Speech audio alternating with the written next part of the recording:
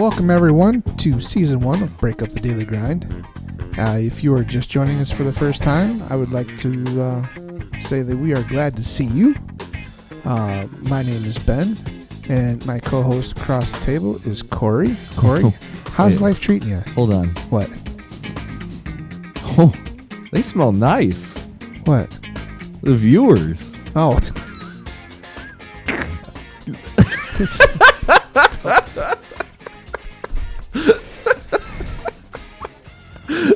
Wow. That just made things awkward. I'm doing good. I'm tired right now. I'm tired. I'm going to take a fat nap after we get done here. Yeah. I thought you were going to eat and then take a fat nap. Both at the same time if I was good at anything. Yeah. Yeah. I would. You're going to try to put yourself in a food coma? That would be awesome. Nice. Actually. Yeah. Studying's going good? Studying's going good. I'm almost done. Nice. I slowed down a bit, but yeah. Sometimes you have to. Yeah, I'll be happy when it's just done. Done. Take a little break. And I'll start on the next certification. There you go. And I'll do it again. Got the eyes on the prize. That's all I can say about that. We're trying. Yep. So before we get started with today's topic, we would like to let you know that this episode's been brought to you by Half-Assed Woodworking. Todd takes his artisan talent at crafting everything from small knickknacks like cutting boards all the way to furniture. When you're in the market for beautiful wood craftsmanship, drop him a line at tyoung819@yahoo.com. That's TYOUNG819@yahoo.com. And on Facebook at Half-Assed Woodworking. That's HALFASTWOODWORKING in Monroe, Michigan. Let him know that you heard about him here on Break Up the Daily Grind. With the bills paid and that out of the way, now for the following bit of dad jokes. And this week's dad jokes are going to be dedicated to my Uncle Mark. He helped shape me into the man that I am today. From off-roading at a ripe old age of 2. Dang. Yeah. All the way to my pranks and jokes that makes me, me. I'm lucky to have another person other than my dad to look up to. I'm blessed to have you in my life. Corey, are you ready for some awesome jokes today? Sure. The look was priceless. I don't know if awesome's really the right Hell word. no, it ain't. Hell yeah. So, where do you go to learn to make ice cream? I don't know. Where do you go to learn to make ice cream? Sunday school. Oh, that one's so obvious. Right. Why can't leopards hide? Why can't leopards hide? Because they're always spotted. Okay. What do you call a boomerang that doesn't come back? I don't know. A stick. Okay. Okay. Why do people that live in Greece hate to wake up in the morning? Why? Because dawn is tough on Greece. That one's really dumb. That was really dumb.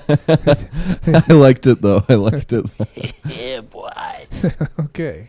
If you would like us to dedicate our segment of dad jokes to someone special, email us who they are to you, and if they had a go-to dad jokes at our email at mo9studios@gmail.com. You can also email us your favorite dad joke and inspirational quote.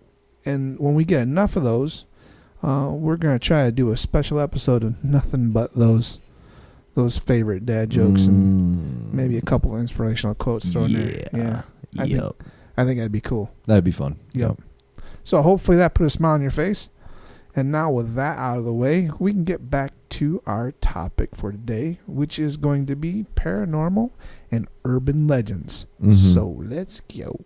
I want to talk about another really well-known sort of, I don't even know, are things like vampires, is that considered fantasy? I would, well, in the realm of, I mean, I would consider it fantasy, but I would also consider it falling underneath the paranormal and urban legends umbrella. I would too. Yep. Well, kind of going along with that well-known side of it is another one, and sometimes they even get paired up together, werewolves. Yeah, boy. Which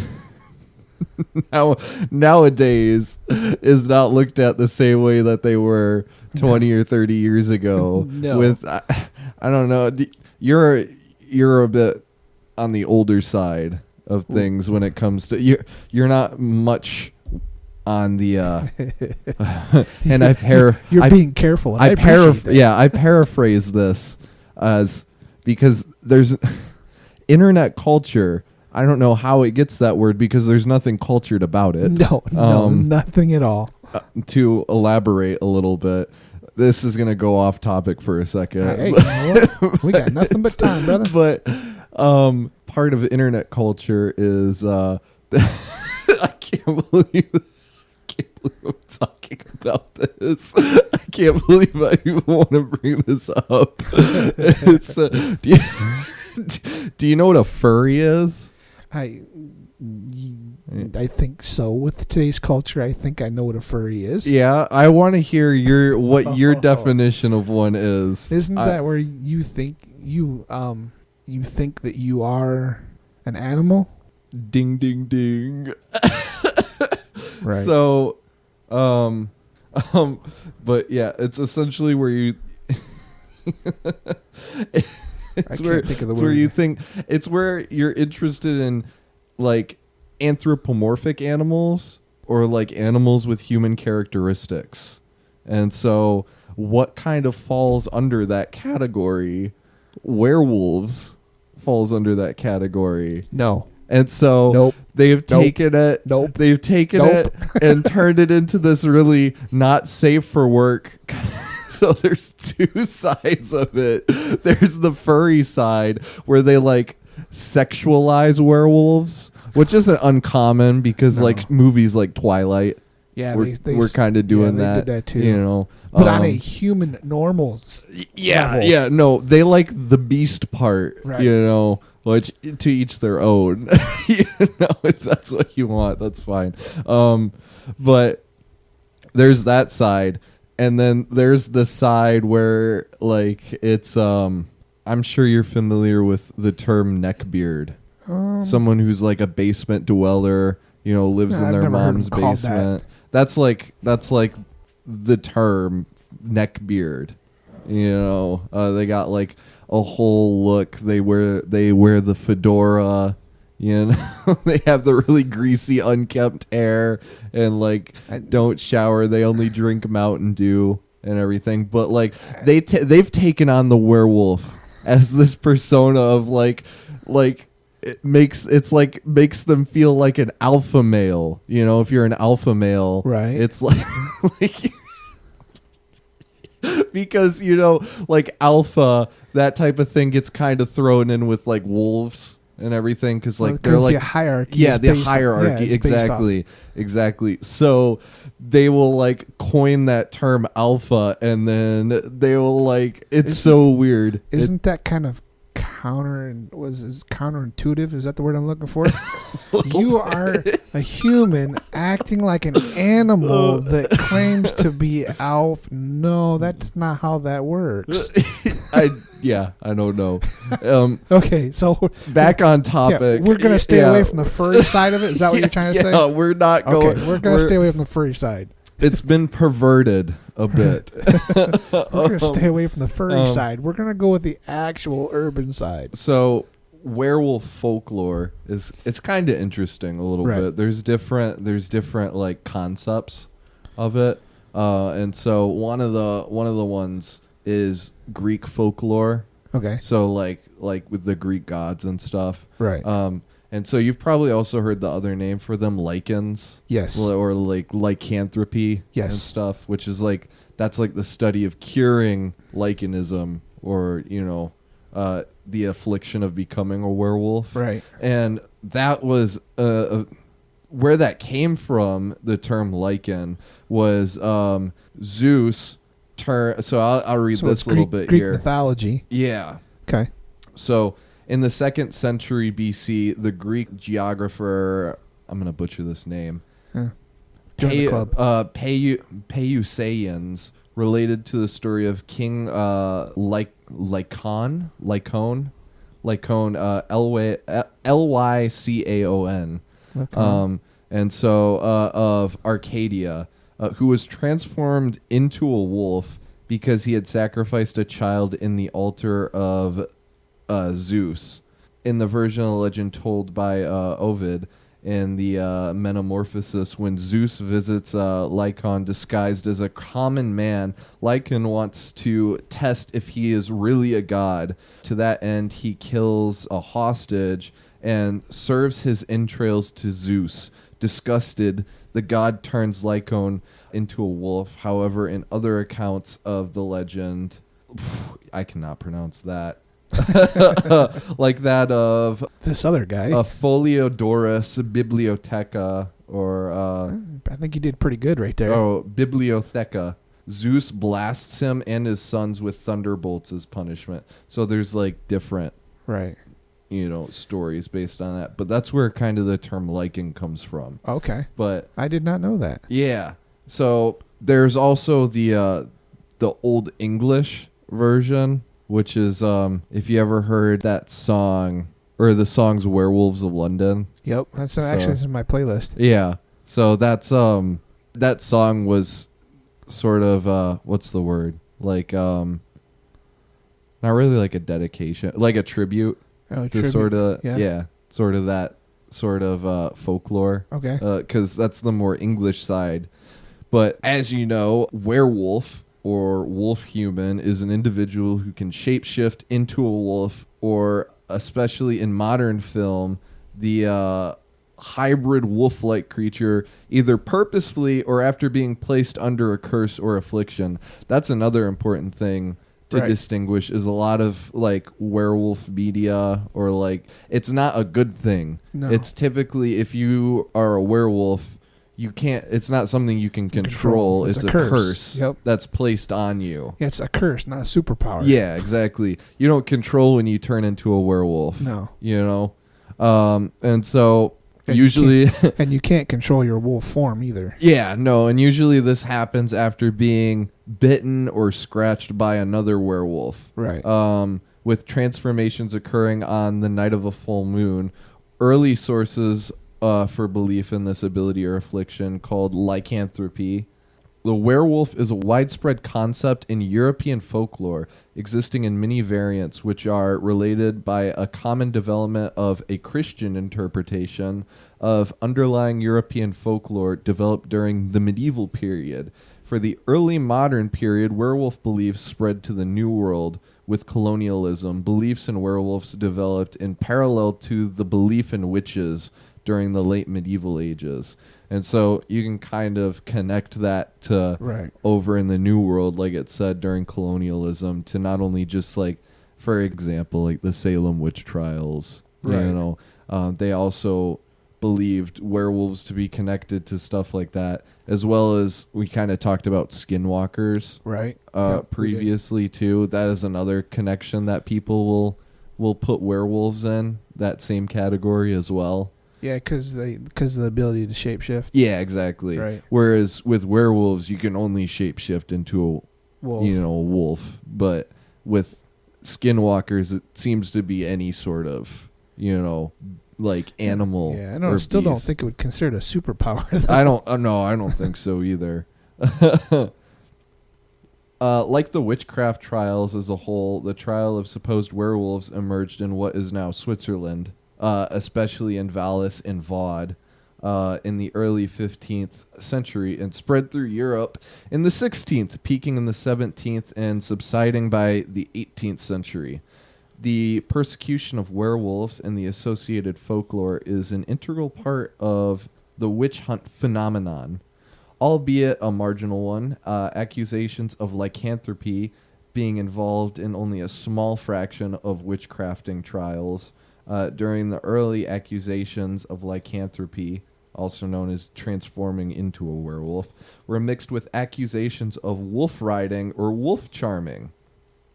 The case of Peter Stump in 1589 led to a significant peak in both interest in the persecution of supposed werewolves, primarily in French-speaking and German-speaking Europe. The phenomenon persisted longest in Bavaria and Austria, with persecution of wolf charmers recorded until well after the 16th century. The final cases taking place in the early 18th century in Carinthia and Styria. After the end of the witch trials, the werewolf became of interest in folklore studies and in the emerging gothic horror genre, werewolf fiction, as a genre has pre-modern precedents in medieval romances. So, like for example, Twilight, although that's not really medieval, but there's a lot of older, old century films that kind of took inspiration with werewolves. Hey, what was that name of that movie, The Rise of the Lycans? Oh, that Underworld. Underworld. Yeah, that was kind of one. That was like 1990s, I think. Yeah, but I mean that has that old. Yeah. That old kind of style. That old kind of. The first one does. Yeah. And then it kind of goes into modern. Right. Yeah. Well, because it had to evolve with society. Yeah. So they just changed it to evolve. But yeah, that one would definitely have that old biblical type feel to it, I think. So that was actually, I was thinking about that too, because I was going to bring that up as well, because that was one of the movies that like popped into my head. Yeah, there was the other one too. Well, there was another Underworld. I can't remember what number it was, but they had the big old massive werewolves, which were kind of cool too. I remember seeing that in the theater with your grandpa. Yeah. Remember that one? I do. And we went and seen it in 3D. Yeah, that was awesome. It was funny as crap. Oh yeah, because Grandpa kept reaching out, like trying to touch it. It was his first 3D movie in the theater. So we're sitting there, and they exploded a silver bomb. I forget what they call it, but so there's silver floating all over the screen. And with 3D, it looks like it's floating around you. And I happen to peek over, and here's your grandpa reaching up, trying to pick the floaties up in front of his face. Funny as all get out. I'll never forget that. That was funny. That's almost as funny as when he was those like soda dispensers that they got at Five Guys. You talked about that one earlier. Oh my gosh. Yeah. This is the way of the future. This is the way of the future. Oh my gosh, he is so goofy. Yeah, he is goofy. So one thing I was kind of curious about was what wolf charming was. Right. And so I looked it up really quick. And so in early Bavarian folklore, Wolfsbane was an apotropic charm against wolves, conversely unlike Wolfsbane. So it was the opposite of Wolfsbane. Okay. Was a malevolent spell. So Wolfsbane was a spell causing wolves to attack. Yeah. Wolfsbane kept them at bay. Yeah. Yeah, okay. I didn't know about that stuff. That's kind of cool. Yeah.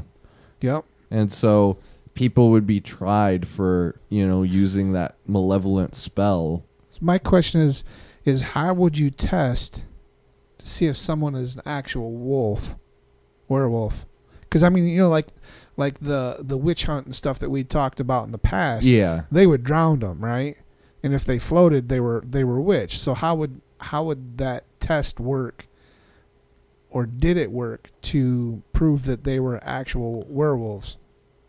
So, is werewolf witch trials, where witch trials combined with werewolf trials. Beliefs in werewolves developed parallel to the beliefs of European witches, so they were kind of like side by side. During the early period, accusations of lycanthropy were mixed with accusations of wolf riding. Werewolf trials reached Livonia in the 17th century and would become the most common form of witch trial in that country. The phenomenon persisted in Livonia. The indigenous peasantry, in contrast to the Baltic German burghers and nobility, often continued to conduct pagan worshipping in defiance to both the Christian church, the authorities, and nobility. The entire 17th century, consequently, they did not believe in Satan and therefore not in witches or satanic pacts. They did, however, believe in both malevolent magic as well as the existence of werewolves, which we talked about because the charm that they would use. Though they did not associate them with Satan, as the church and authorities did, the result of this was when the Baltic peasantry accused anyone of practicing black magic or of causing damage to human lives, property, and animals while in the shape of a werewolf. The authorities interpreted this into accusations of witchcraft and satanic pacts and pressed the accused to adjust their confessions in accordance with European witchcraft model during torture. In at least 18 trials between 1527 and 1725, 18 women and 13 men were accused of having caused harm in the shape of werewolves. The accused often confessed to have been given their wolf skin by another person or by a demon. Sometimes after having eaten something particular and hid them, usually under a rock, when they did not use them. So they're saying that what gave them their powers was wolf skin. And so when they weren't transforming, they'd hide it away. And and they wouldn't, like, to not cause harm, essentially. When they did, that's crazy.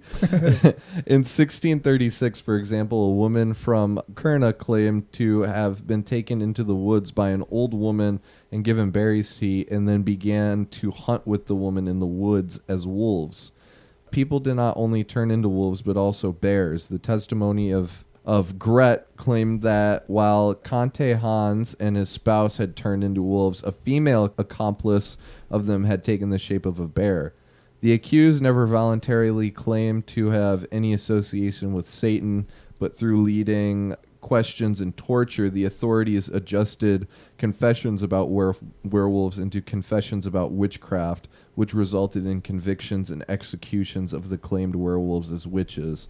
As late as 1696, Greta, the daughter of Tietze Thomas, gave testimony that a whole pack of 11 werewolves were hunting in the woods around Vestmosia under their leader, Lib Mats.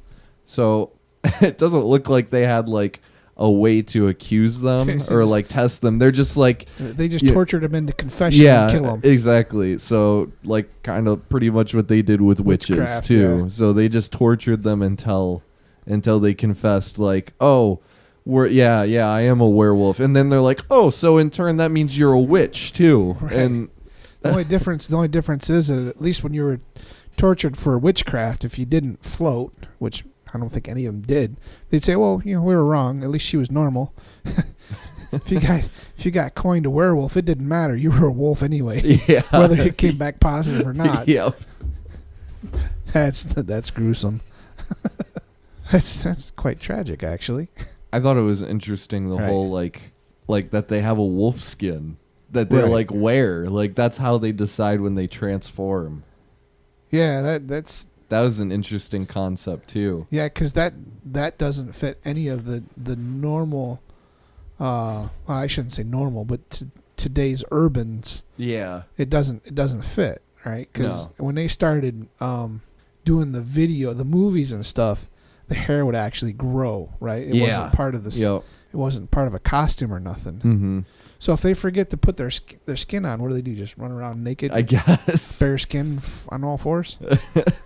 I think... Better hope it's some warm weather. It's pretty widespread, too. I thought it was mostly like a Germany, like France, or like... more so Germany. Right. It looks like it was really popular in Germany because it said Bavaria was one of the last places. It's like any good legend, it'll spread fast. Yeah. And just if it started there, which it sounds like it did because of the German language of the word lichen, it would spread everywhere, So, any good myth, any good legend will spread like wildfire. That's for sure. I always hated werewolves. I thought they were kind of lame. I kind of thought them.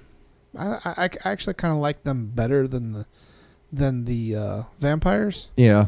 I thought that it had the same ferocity, right? They're kind of the same level of ferocity, but the werewolf gives them the opportunity to be semi-normal. I always thought vampires kind of were lame too.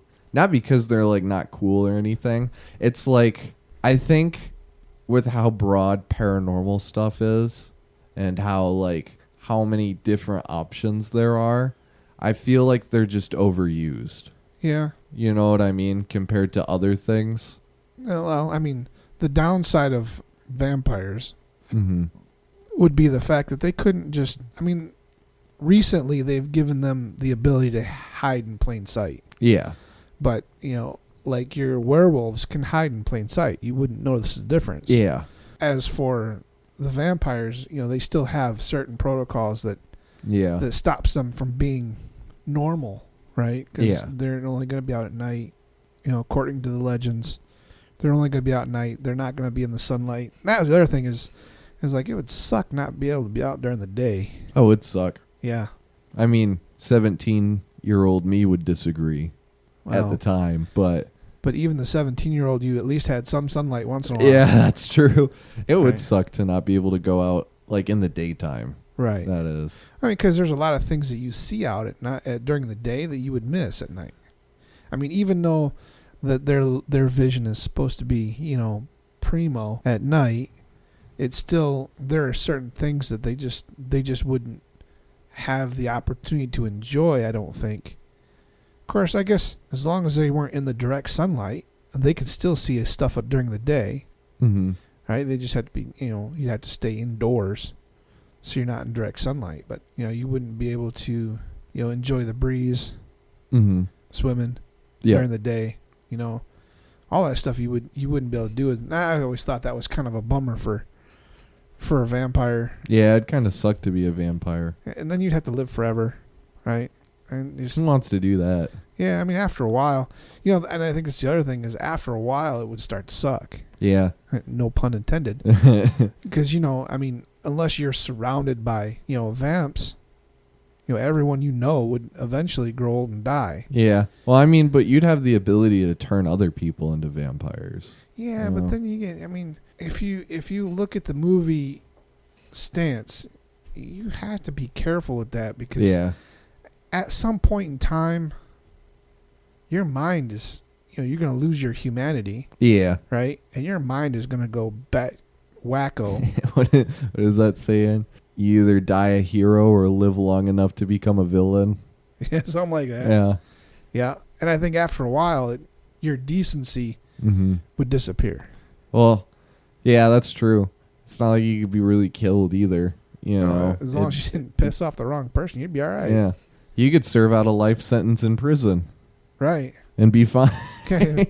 After the 25th warden, they're like, why are you even here? Yeah. Why haven't you aged? Right. Yeah. You were here when I got here. And this is 30 years going by. I'm retired. You're still here. You still look exactly the same. That's my shampoo and conditioner. Don't worry about it. Oh, my goodness. Yeah. Could you imagine turning like your girlfriend into a vampire and you guys like break up? And you're like, shit, this is a terrible idea. That was not a what good was idea. I thinking? Drinking too much of that red wine. Well, at least you didn't get on the magic carpet. Oh my goodness. Yeah, it would be hard to be around others. Yeah, but I mean, as a werewolf though, like you have that pack, you have that camaraderie. Yeah, but it's not like you get to control it. No, but when you still can have, the days that you don't turn, right? You would still have your moral compass. Yeah. Would still be pointing in the right direction. Yeah. Right? No one could really prove you did anything too, if you ever. Yeah, unless you had chains and watch you change. Yeah, exactly. But I think by that point, you're going to be familiar enough to know, like, when it's going to happen. And, like, to just be like, all right, I'm not going to be anywhere that anybody would expect me to be. Well, here's the thing, is once you change, obviously you lose your do I dare say humanity? You lose your humanity and become a feral animal. Well, there's a lot of movies where they don't even remember. Right. Well, this is what I'm getting at. So if you don't remember that you're infected or you're cursed and that you change, how would you know to put yourself in a spot that you would not cause death to other people while you had changed? Yeah, that's true. You'd be the Manchurian Candidate. Right? That would be kind of weird and creepy. That would kind of suck. Unless it was one of those where it's like you can, you control it. you know, Well, which that's very unlikely because it was always meant to be a curse, right. you know. That was more of a movie thing. I don't think there was ever any point in history where someone who was a werewolf had full control Right. of their ability to transform into a werewolf and be coherent. And I don't think any of them actually live forever either. No, I think they're According just to- more durable. According to the lore that we've talked about, even the vampires weren't immortal. No, yeah. No, they were. I mean, they might have. No, I mean, witches have been shown to be immortal to a certain point, Mhm. right, through television and movies. But obviously, according to the lore, that wasn't true either. Mm-mm. So, I guess all the ins and outs of the lore has changed so much that how do we really know which one is the original lore? Yeah. Right? Because there was silver, right? Silver was supposed to stop werewolves. Yeah. Where did that even Where did that even come from? Where'd that come from? Right? So, I mean, That sounds like something that was made in added when a movie right, came out. 'cause, That's you know, what all these lores go back far before like guns and stuff were Mhm. even thought of, right? I think it's interesting because they when they talked about werewolves in that article and stuff, there was a lot of connections with witchcraft. Right. Like they were like, it seemed like if witchcraft stuff or a witch trial was going on, there's a chance that even like werewolves would be thrown into it, which makes it interesting that like movies and stuff, they never incorporated that at all. Some of those, you know? some of those movies and TV shows were actually the werewolves were actually created by witches. Oh, really? Yeah, the curses and stuff were actually put on them by witches to begin with. Oh, that makes sense. That's actually. where the curse came from, right? Is somebody teed off a witch, says, "Okay, how'd you like to be like this?" Right? And that was I think part of how that all came about, and that would fit with the description that you're given, is because they kind of one and the same, right? Yeah. So you have the witch, and you have this. That's her puppy. Right? That's her canine friend. So that kind of falls in that same. Yeah, I guess that makes sense. Under that same genre, I guess. One kind of feeds the other. So this time I think I'm going to start under something completely else. We've been doing a lot of the urban legend stuffs. Mm-hmm. So I was trying to branch out and get out from the urban legends and maybe pick something that was completely still underneath that paranormal umbrella, but kind of at the other end of the spectrum. So I'm going to start with UFOs. Nice. Yeah. Aliens fascinate me to the point that they scare the bejesus out of me. Yeah. So I don't necessarily go looking for sightings, but as I was digging around for some of this other stuff, I come across quite a bit of information. Of course, we all know that if you ever get in that rabbit hole, there's information on UFO sightings and stuff for years, right?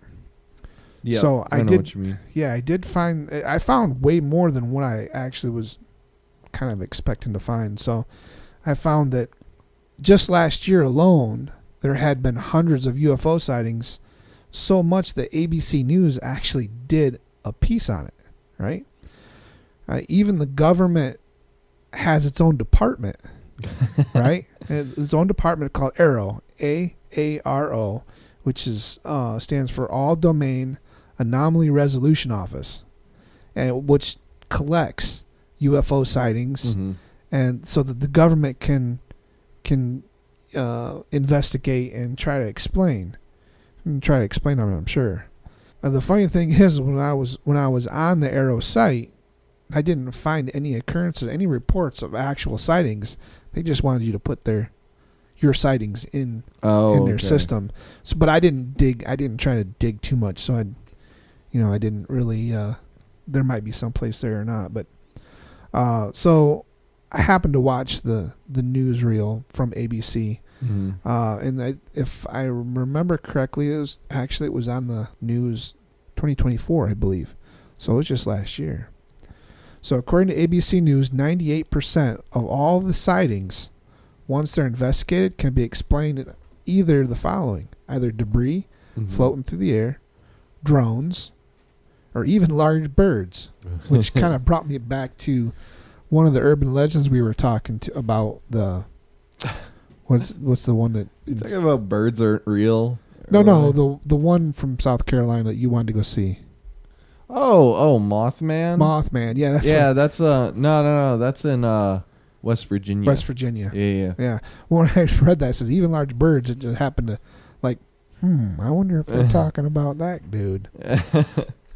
I also do know that satellites, right, can be misidentified as UFOs, especially that new Starlink system that they got up now, because they're all in a line, so they look weird. Yeah. They don't look like normal stars. So if a lot of people that happen to catch one just right or whatever, they like, well, what is that? It's got to be a UFO. No, it's a satellite, dude. The sun's reflecting off the mirrored side, which gives it an eerie misidentification. Especially when it's hovering there for hours. Doesn't seem like it's moving. So this report actually went from April of 23 to June of 24. They had 757 sightings reported, but only 21 of those they could not explain. There was just no way that anybody could explain these. And the creepy thing about these reports is they were all over national security sites. Oh, terrifying. Yeah, terrifying, right? Because, why would you want to check up on us, E.T.? Of course, the government says that there's no such thing as little green men, but they're not going to rule it out either. Of course, we know the government's right that there are no little green men. Yeah. Because we all know they're gray anyway, right? So, and I kept looking, so I thought that was kind of cool, and I started digging around. I found that actually Italy is a huge hot spot, right? And I didn't try to find all the sightings. I just figured I would just pick a couple. But I'm not surprised that Italy is a hot spot for UFOs, because Italy's been around for a lot longer than the United States. Yeah. Right. And you got the Vatican all the way back from the very beginning of the Christian religion, right, is right there. And even if you go even farther back, you got all the Christian stuff, and then you got into the Renaissance time. There's all kinds of descriptions of UFO sightings and contact with, what do they call that, the third kind or whatever. So I'm not surprised that Italy is a hot spot. The ones that I did get, the ones that I'm going to talk about, were kind of newer. They're in the 1900s and on. But if you want to go back and you look in some of the old Christian paintings, murals that they do, there's a lot of those that you'll find that they actually have UFOs painted in them. I watched a couple videos on those where it's like unexplainable, like what, what's this thing that's up in the sky? Because it's like in the painting, it's not possible for anything at that time period to be up that high. Well, to even understand the concept of something that's floating there, and they even said that there's even the descriptions that they put in there. Like, you'll see a lot of those paintings. They'll show a god on a cloud. Yeah. With the mindset of people that far back, UFOs would be very easily described as a person floating in a cloud, or a flying chariot, which goes through all of not only your Christian, but it goes back into your Greek heritage and all through Greek mythology, right? All that stuff is described that way, and that could very well fit into that whole thing.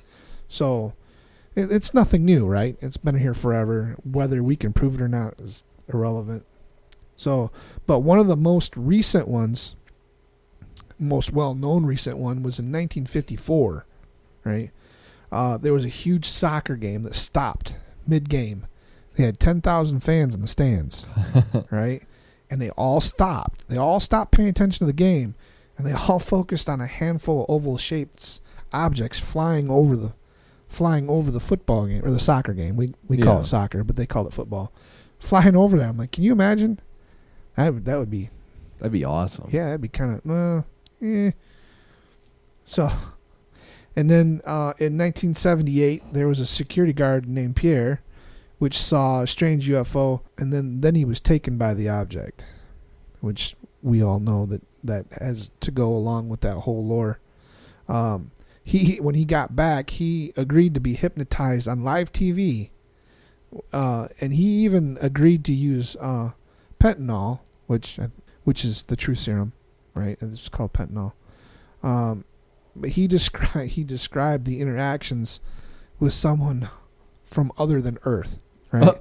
Problem with the truth serum is that it doesn't have any scientific merit to it. right. Yeah. Right. They can't say, well, they use it all the time, but nobody really knows if that actually brings the truth out. So it's just one of those things that they always find a way to make it sound made up, right? Yep.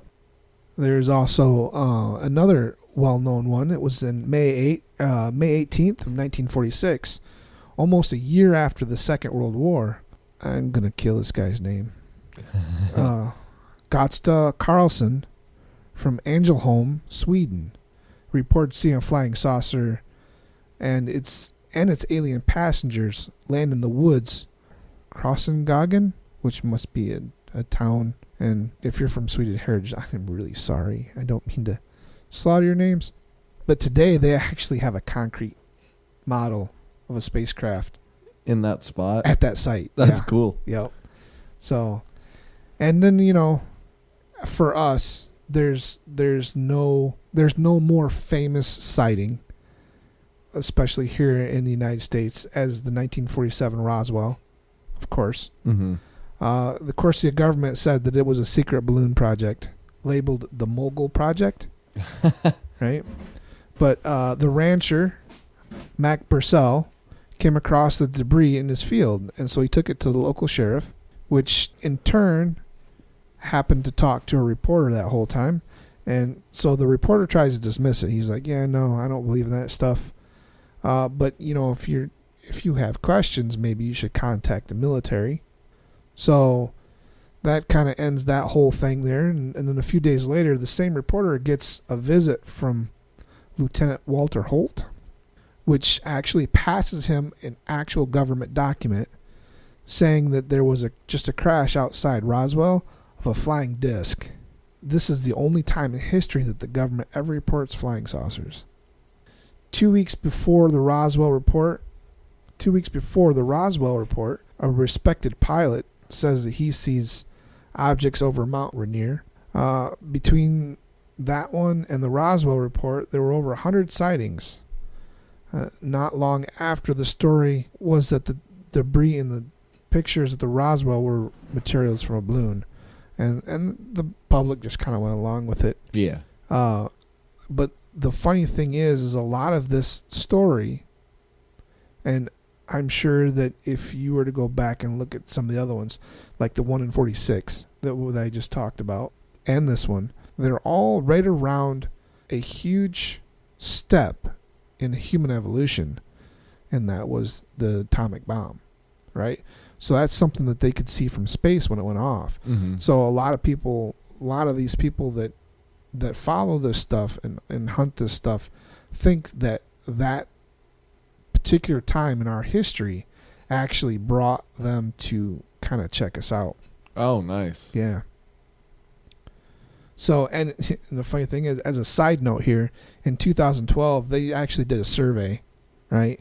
And at that point in time, 77% of Americans actually believe that ET has visited Earth. Yeah. The other thing about the Roswell is that all that debris that they picked up Mm-hmm. was never publicly released. So there's no way of knowing exactly what that stuff was. But, we shouldn't be surprised because, like I said earlier, all through history, people have believed in the UFOs. They believed in, aliens from other planets. And even some of the major people in our history actually believed that. 1933 was a prime example.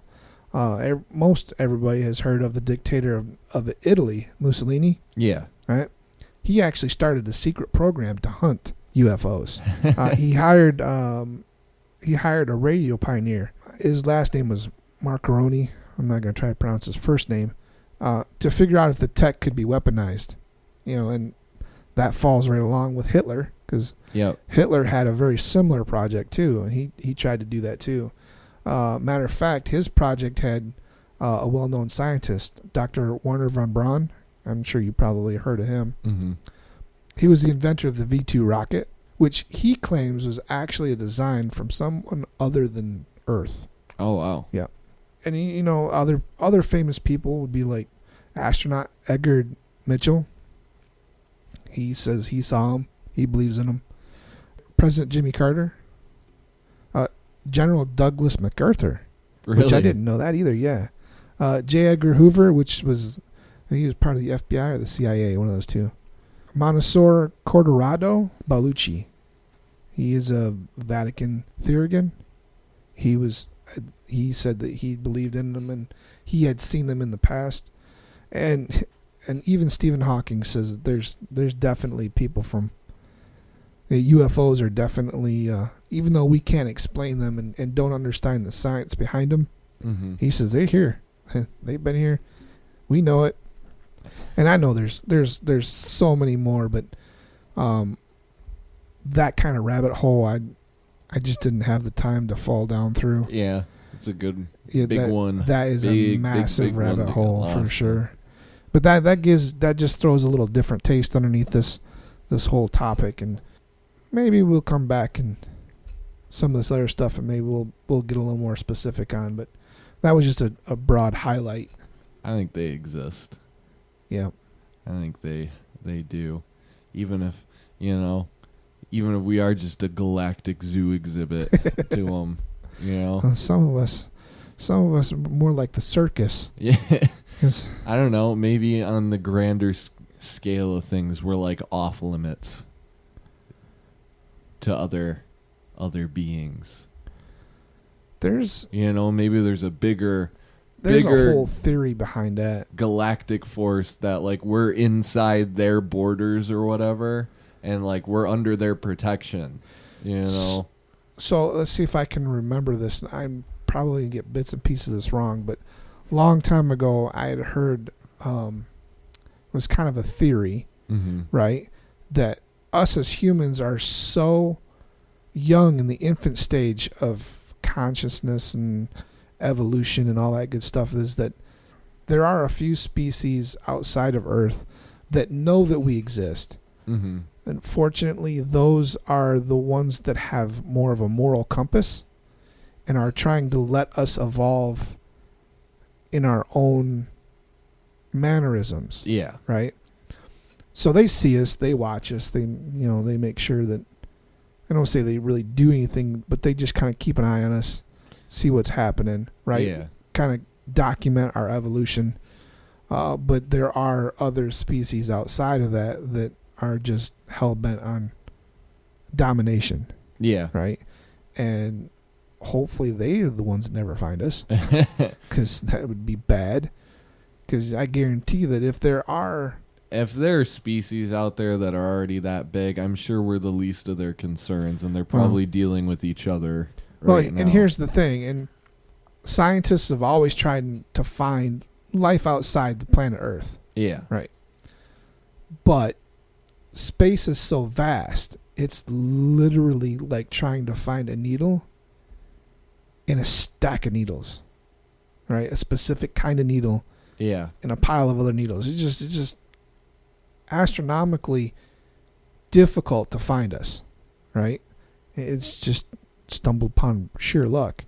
So hopefully that we can maintain that invisibility until we're able to deal with that kind of conflict. But so until then, we just have to deal with these extraterrestrials that are, joyriding around our planet, checking us out, even though their local law enforcement is like, you're not supposed to do that. You're not supposed to be here. And so that's why they dip out really quickly. They know they're not allowed. I just think that they keep an eye on us because they want to see how things, it's just like us watching animals on this planet. They're from this planet, like the gorillas. Well, right? Maybe for them this is like, because you don't know how old their species is, right, and stuff.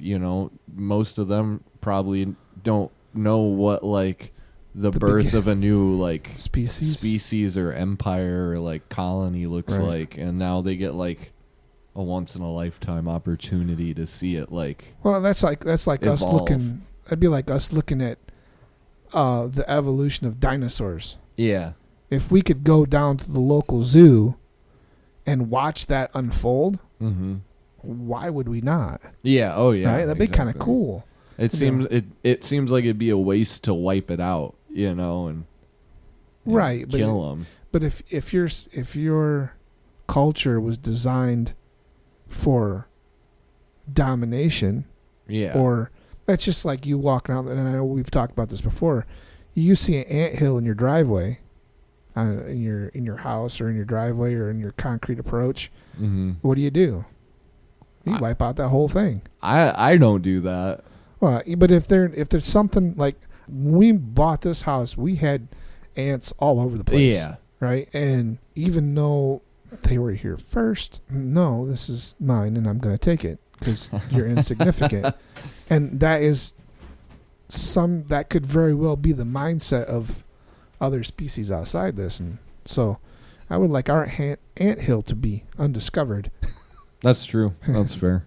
That's totally fair. So I got a quick one. Okay. Kind of related back to the vampires one. Okay. I think it's interesting because it's in the same region. Right. Which is fascinating. Yeah. Yeah. That's what. So it's this. This is a real person, a real historical person. Right. Called Elizabeth Bathory.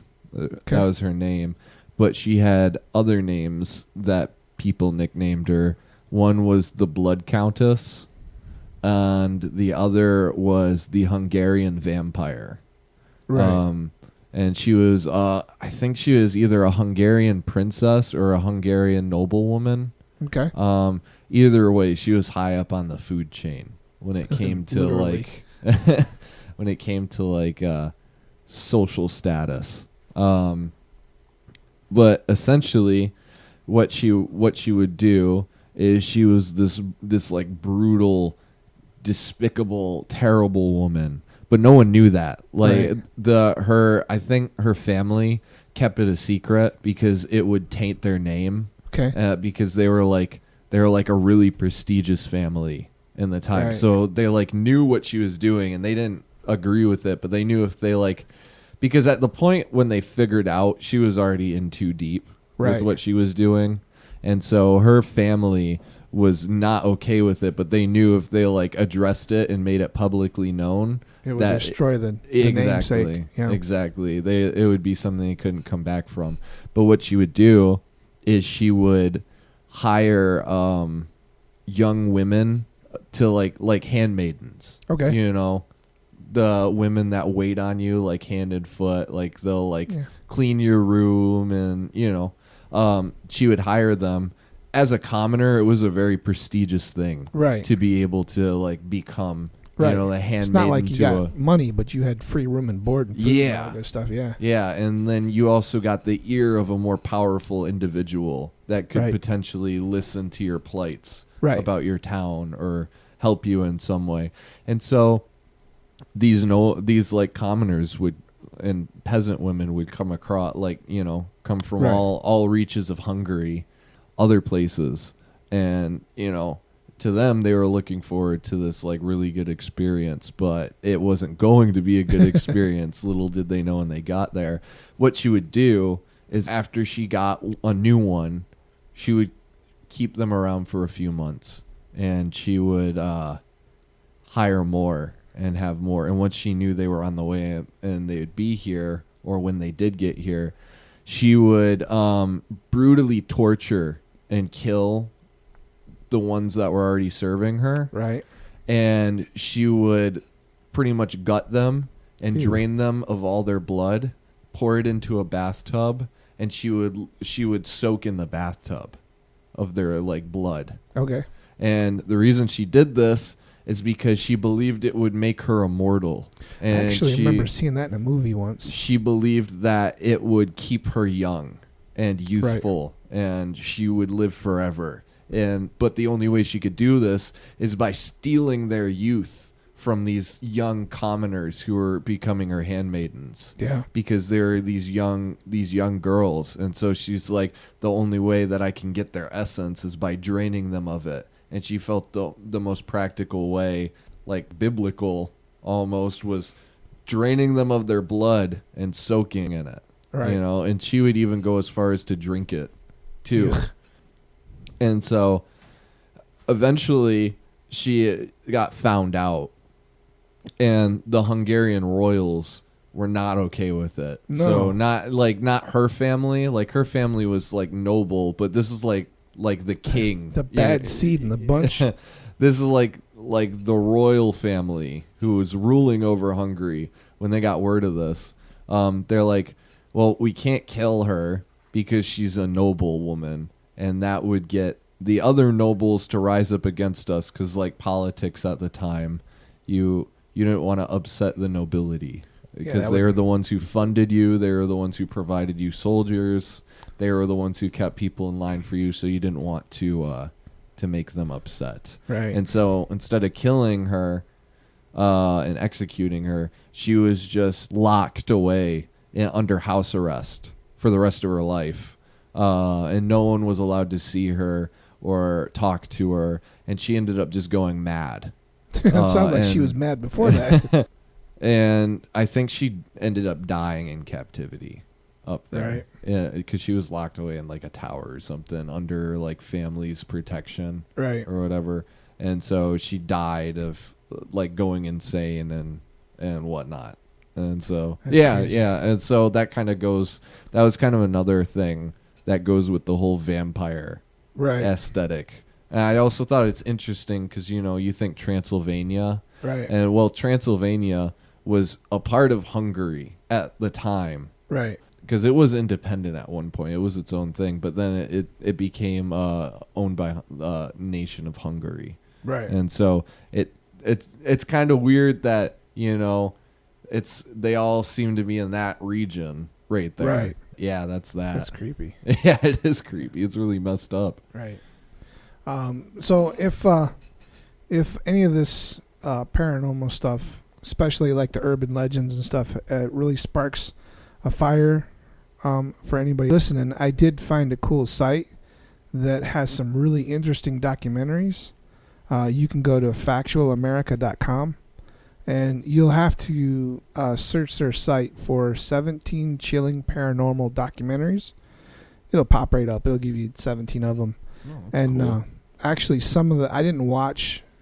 I just went through the list because I was doing other stuff. But Yeah. there was actually a few of them on there that we had talked about.